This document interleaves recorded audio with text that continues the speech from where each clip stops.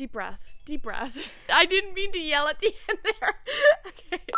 Hey, I don't know why I'm putting myself through this, but today I am going to attempt to review all of my 2025 reads in under 35 seconds per book. So this year I read 35 books, and so I thought, wouldn't it be fun to review each of them in 35 seconds. I did not review for any of these, so it is just going to be complete chaos and just whatever is off the dome for what I remember for this book. So hop right in and get into all the books I've read in 2025. Okay, so 35 seconds is going to be starting now. First book we have is The Rulebook by Sarah Adams. It's a rivals to lovers romance, and basically Nora, our main character, works for an agency, and then she ends up working through her agency with her ex-boyfriend from college. They had like a nasty breakup, and it was not like fun or cute. It was like nasty.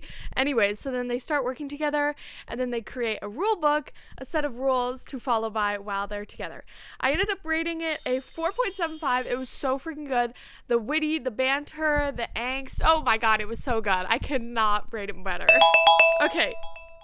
Okay, that was intense. I hope I got my point across. But yeah, 4.75 for the rule book, and the timer starts now. Okay, next up I read The Storied Life of A.J. Fikry. So this was following like an old man who gets a baby on his doorstep, and he's like super grumpy, like classic white old man, and then he like falls in love. And honestly, this book was really boring for me, and I didn't have a ton of fun reading it. It was just slow, and I couldn't really get down with the characters. They weren't really like lovable for me, so it kind of ruined the book. I don't know. It was okay. I ended up rating it a 3.25. That's pretty high for okay. All right. 3, 2, 1. We have The Match by Sarah Adams. This book was so freaking good. It was so wholesome. So basically our main character, she runs a service dog company because she has a service dog. Anyways, she gets set up by this little girl to get her a service dog, but her dad's like all grumpy and is like, no. Anyways, the dad's super hot. Okay, they end up getting a service dog, and they both have like the same seizures for the same reason, and that's why they were together, and it's super sweet. And I ended up rating it a 4.25 stars, and I highly recommend. This is intense. I feel like I'm getting better. I feel like I'm improving. Okay, next up is A Novel Love Story by Ashley Poston. I honestly didn't super love this book. It is her car breaks down, I think, and then she's stuck into the world of her favorite fictional series, and it's like a romance series, and then she gets thrown together with one of the leading men, and he's like super cute and nice. He's also like, I think it's a Grumpy Sunshine thing. Anyways, wasn't super involved in the story, but I did give it a 3-star solid. I'm like actually sweating. Like, this is intense. 3, 2, 1. Next up, we have The Rom-Commers by Katherine Center. I need to quickly say this. I hated this book, okay? Okay, so I ended up rating it 2 stars because I loved the book until like the 60% mark, and then they hit us with the third act conflict, and I've never been more frustrated with a book. Big spoiler here, but he ends up like getting a cancer scare and then it going away, and I just thought that was a weird ploy to add things. And then also they were like, I accidentally heard about 15 times. It was so frustrating. I'm just like, create plot points to move it along. Deep breath. Deep breath. I didn't mean to yell at the end there. Okay, next up we have Survive the Night by Riley Sager. So this book was good. It's hard to review thrillers for me because you really can't say much without like literally just spoiling the whole ending, because I feel like the ending is the main part of this book. I did not see the twist coming. The twist was actually super good, and basically what happens is this girl needs a ride home from school like for a few hours. Anyway, she hops into this car with this random guy, and then she thinks he's the killer of her best friend. It's really intense but really good. I don't know if I said, but I did rate it 4 stars. Okay, next up, we have Love and Other Words by Christina Lauren. This book was just okay. I actually liked the romance. It was a little innocent, a little sweet, but they did get annoying after a while, but I think that's just the age of the characters talking there. I didn't necessarily like the third act conflict. This guy was like actually assaulted and they just treated it like it was his fault, and that really made me mad, and it was not okay, and I hated reading that. But the rest of the book was like okay, but that kind of ruined it, so I ended up rating it a 3-star. Next up, we have Piranesi by Susanna Clarke. This book was like the weirdest book I've ever read, and in such a good way. So there's this guy living in this like mystical mansion, and it's just him there. Okay, it's just him until there's just like one other guy who just shows up on him and like brings him like rafts and supplies that he needs over time, and it's like kind of sketchy. And then the guy's like, hold up, there's gonna be someone else coming and he's here to murder you. So that was like kind of a thriller element, and I love the twist, and it was 4 stars. Next up, we have Red Rising by Pierce Brown. I feel like this book blew up a few years ago, but I hadn't read it until this year. But very Hunger Games vibes. If you're a man, I feel like you would really like this book as like a starting book to get you into reading. So good. The plot was like very like twists, turns happening, boom, boom, boom, like very intense. And our main character Darrow is kind of like the lowest in society, and then he infiltrates the high society people to break it down from the inside out. So freaking good. Highly recommend. I rated it a 4.5 stars. Next up, we have Summer Sisters by Judy Blume. This book was just okay. I remember being deeply infuriated at the end, but also the twist was very, very believable at the end of the book. So we're following 2 best friends throughout their lives and how they grew up spending summers out on Caitlin's island, I think her name was Caitlin. Anyways, it was a very toxic friendship, but it was so accurate to what it's like to have girlfriends as a kid. Anyways, I rated it 3.75 stars. Next up, we have Lessons in Chemistry. My copy is currently loaned out. That's how much I love this book. Okay, so we're following a couple. Wait, we're following a scientist, okay?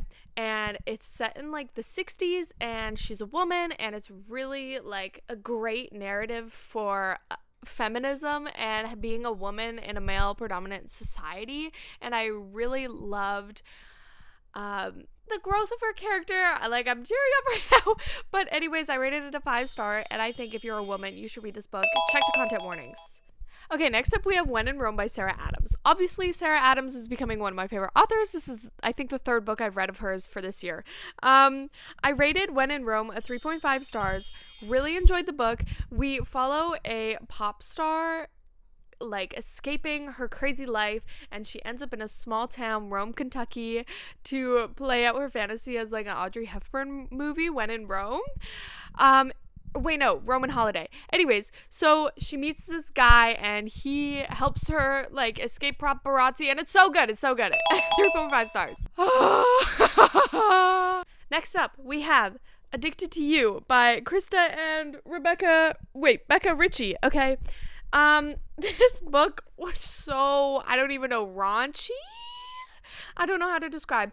It was a good read. It felt like reading a tabloid magazine, though. Like, there wasn't much substance. Also, the enabling of the couple was like not fun to read. And also, I didn't love this book. And like, it was okay. We follow a sex addict and a alcoholic fall in love. It's okay. Like, it's fine. I rated it a 3 stars. That was not informative at all. Next up, we have Carrie Soto is Back by Taylor Jenkins Reid. This was a reread for me because this is one of my favorite books of all time. It's a 5-star for me. Actually, probably a 6-star. So we follow Carrie Soto. She's a famous tennis player who's now retired. And then a new hotshot comes in to steal her record. Okay, so she comes out of retirement to face her in the end. And then it also follows her love story and her relationship with her father. Very great book. Super emotional for me reading this, and it also got me into sports. Next up, we have Book Lovers by Emily Henry, another reread for me this year. This was a part of my rereading 6-star reads in a video. Anyways, Book Lovers by Emily Henry is one of my favorite Emily Henry books, and reading it for a second time, it is a little more insta-love than I realized, but I still love the concept of this. Big city girl goes to a small town and realizes that her enemy is there, and it's like a rivals to lovers, but they do fall for each other really quick, which I appreciate. Anyways, next up, we have the final revival of Opal and Nev. So this was kind of like similar to Daisy Jones and the Six. It was recommended to me by my coworker, and I really liked this book, mostly because of like the themes and the concepts. It follows a band from the 1970s going through racism, and there's like a big issue that happens, and then it's all of them unfolding what happened up to that event. The third portion of the book kind of fell flat because I felt like the climax was so good, and then it kind of tapered off too quick. Whew, okay, 3 stars. Next up, we have We Were Liars by E. Lockhart. This, like, I feel like blew up in like 2019 or earlier, but I hadn't read it until now, and this is like a young adult mystery. It follows a bunch of cousins who are rich on their private island that they own, and there's like this big tragedy, and it's like 2 point of views from our current timeline and then the past timeline, and how the kids are discovering what happened and the moments leading up to that and the moments afterwards, and the plot twist I did not see come. That was a 3.75. Next up, we have the Harry Potter and the Sorcerer's Stone. I picked this up because it was fall, I think. Yeah, it was fall time, and so I wanted to read something really cozy and really sweet. If you haven't read the Harry Potter books and you've only seen the movies, I highly recommend the books. They're really sweet, really wholesome, and then they also get really intense, but they go into a lot more like detail of the world. I was big into Harry Potter when I was 12, so rereading this as an adult was really fun, really wholesome. I ended up rating it a 4 stars. Okay, next up we have The Enemy by Sarah Adams. Sarah Adams, I freaking love you, okay?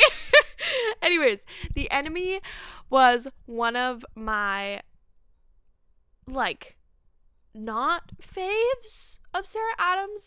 I don't really remember what happens in it at all. Wait, okay, I'm going crazy. Wait, what happened in this book? Oh god, I'm running out of time. Okay, anyways, on Goodreads it says I rated it as a 3 stars, so I don't know what that says. Okay, I need to reread this. I don't remember anything. I don't know if it's the pressure that got to me or if it wasn't like my favorite book, but I do not remember anything that happens. I'm sweaty. Starting now, okay, we have Summertime Punchline by Betty Corrello. Guys, this book was so good. I could talk about this book for hours. This is Betty Corrello's first book published, I think. I looked at her Goodreads and she only had a couple books, but Summertime Punchline was so good. It follows a stand-up comedian going back to her hometown to figure out her set, and then she finds this guy and they like each other. Anyways, it's really sweet. It follows her relationship with her parents as well as this, and she grows as a person. Summertime Punchline is a 5 stars. Next up, we have The Layover by Lacie Waldon. I ended up rating this a 3 star. I liked the concept. Didn't necessarily love our MMC, and then also the third act conflict was kind of stupid, but the vibes of this book were so good. So basically, it's 2 flight attendants, and they get to have an extended layover in a tropical location, and they hate each other, okay? And then our FMC is also like about to get married, and she's like, this is my last time working. 3 stars. I don't know, that was such a bad review. I'm so sorry. Next up, we have This Summer Will Be Different. I did not like this book, okay? So basically, this girl, she lives in Toronto, and she goes to PEI every year to visit her best friend. Wait, no, that's not it. Anyway, she goes to PEI, sleeps with this guy, and then turns out it's her best friend's brother. They end up, in fact, falling in love, but then the third act conflict was so freaking awful that I literally was so raging at this book. If you want the full review, check out my video on it because I hate this book, okay? Anyways, 1 star. Next up is To All the Boys I Loved Before by Jenny Han.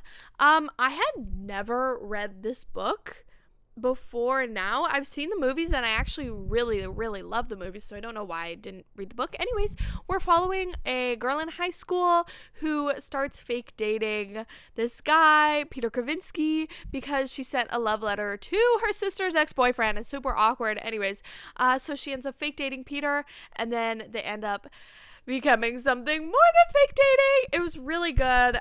Really wholesome, really sweet. Love the book. 4 stars. Next up, we have Harry Potter and the Chamber of Secrets. I picked up the second book in the Harry Potter series just because I read the first one and it was still the fall vibes. This is not my favorite book in the series. I don't know why. I really couldn't tell you why this isn't my favorite book. It's mostly just because in comparison to all the other Harry Potter books, this one does kind of fall flat for me. They're still really young, and it still kind of felt like J.K. Rowling put in just like another completely different plot just to fill. I couldn't even finish that sentence if I tried. Truly Devious by Maureen Johnson. This one fell flat for me. I was really hoping that I'd like this book, but it was just okay. So we follow a girl going to a school for special kids, and her specialty is that she really, really loves crime. And anyways, back like 50 years ago, there was a crime that happened at the school. And then while she's there, they show up again. But the reveal was like just okay. And only one person dies, which I was like, that was horrible for me to say. Next up, we have The Best Lies by David Ellis. I read this because it was Walmart's pick of the month. This was totally outside my genre. It's kind of like a crime book, but not like a thriller and not like a cozy mystery. It was just crime. So we're following this main guy who his ex-girlfriend and him and this third party guy is all roped in to this scheme with the mafia, and like someone dies, and then also there's like a cybersecurity thing. The Best Lies was like truly insane, so like to wrap it up in 35 seconds does not do it justice. Check out the video if you want to see more. Next up, we have My Friends by Frederick Bachman. This one is a 6-star read. It is following a bunch of kids, and they are very like low income, poor kids, and it's told from the perspective of one of the kids in the future, now being an adult, telling another person about their stories. It follows one of the kids that becomes a world famous painter in that timeline, and this was just the most wholesome thing I'd read, and it really hit close to home because I feel like I could relate to all the characters. Next up, we have The Silent Patient by Alec Michaelis. This book was really good. I did, in fact, have like not the greatest time reading, I guess. Actually, I take that back. I did have a good time reading. I just think that like it wasn't really thriller-y until the last 20%. It was mostly like uncovering a mystery for the first bit, and then the last 20%, like I literally got scary chills when they were doing the big reveal. I rated it a 4-star. Next up, we have Lights Out by Navessa Allen. I read this book in a book swap with my best friend, and I do not normally read dark romance. So this book was like out of my comfort zone for sure. Anyways, turns out the first 200 pages are just smut, and then we have a little tiny mafia plot because they accidentally kill someone, and then the last 100 pages are also just smut. So this book was okay. The smut was pretty good, but the other plot was bad. 2-star. Next up, we have oh gosh, I can't reach it. Oh my gosh. Okay. We have The Ship of Spells by H. Layton Dixon. This was sent to me by Heather, and she's a local author, and this book was so freaking good. The adventure element was like 10 out of freaking 10. It was said to be a pirate romance, but I feel like it was more just like a story of adventure, and then there was a little sprinkle of romance. It was definitely slow burn, which I wanted more of the romance because I love the characters. This book was really good. I gave it a 4 stars. Next up, we have The Sea of Roses by Opal Rain, and this book was also, again, just okay. I really liked the plot of our main woman character. Could not tell you her name if I tried, but anyways, her storyline of her being a female pirate was really good. But then the last 30% of the book just sucked so bad that I literally was like, why would you even add this into the book? Anyways, I ended up rating it a 3 stars. It was okay. Next up, we have Grace and Henry's Holiday Movie Marathon. We're getting into December here, guys.